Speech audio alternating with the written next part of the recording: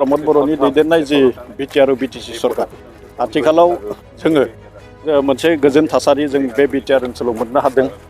आरो नैबे बिटिआर ओनसोलाव प्रमद बर' बिथांनि दैदेननाय जि सरकार बे सरकाराव मोनसे हेपिनेस मिशन होननाय मोनसे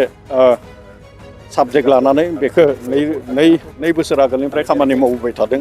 आरो दिनै जोङो नुनो मोनदों जे बिटिआर ओनसोलाव जि मोनसे सान्थि परिबेस बे सान्थि परिबेसा जों मोननो हादों सान्थि परिबेस जों मोननो हानायनि थाखायनो दिनै बिटिआर ओनसोलाव बिभिन्न बिथिङाव जौगानायखौ जों नुनो मोनदों। दिनै जोङो गासैबो मिथिगौ दे बुहुमनां गोजोन सान आरो बे बुहुमनां गोजोन सानजोंनो जोंनि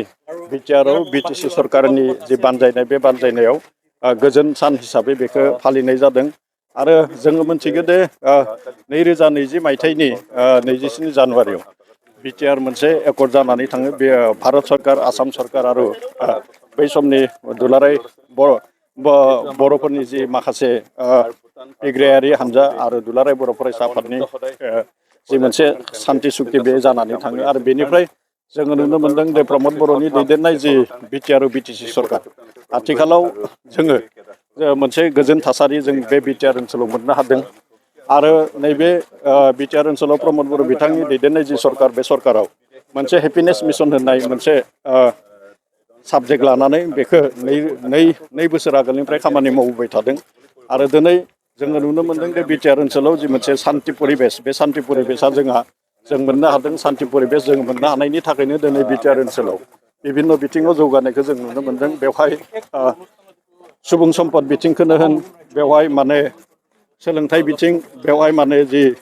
सावस्रि बिथिं बे जौगाथाय बायदिसिना माने इनफ्रास्ट्राक्चार बिथिङावबो जौगानायखौ जों नुनो मोनदों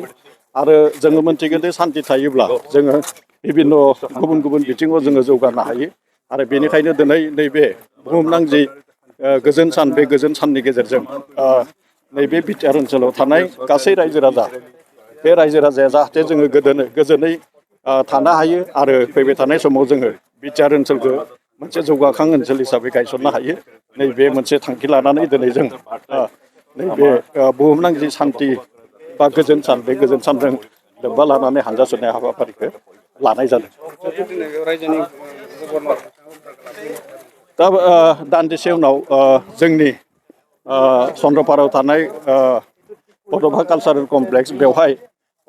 नैबे गोजोन सानजों लोब्बा लाखिनानै बेवहाय हाबाफारि लाखिनाय जादों आरो बे हाबाफारियाव आसामनि गभर्नर लक्ष्मन प्रसाद आचार्य बिथाङाबो बाहागो लाफैगोन आरो गुबुन भारतनि गुबुन आरो सा सानजा भारतनि गुबुन माने समाजारि बिथिङाव खामानि मावबोनाय गोजोन थासारिनि बिथिङाव खामानि मावबोनाय बिथांमोना बेवहाय बाहागो लागोन आरो बेनि गेजेरजों जों नैबे बिटिआर ओनसोलाव जि मोनसे गोजोन थासारिनि जि मोनसे रादाब बे रादाबखौ जोङो मोननो हागोन।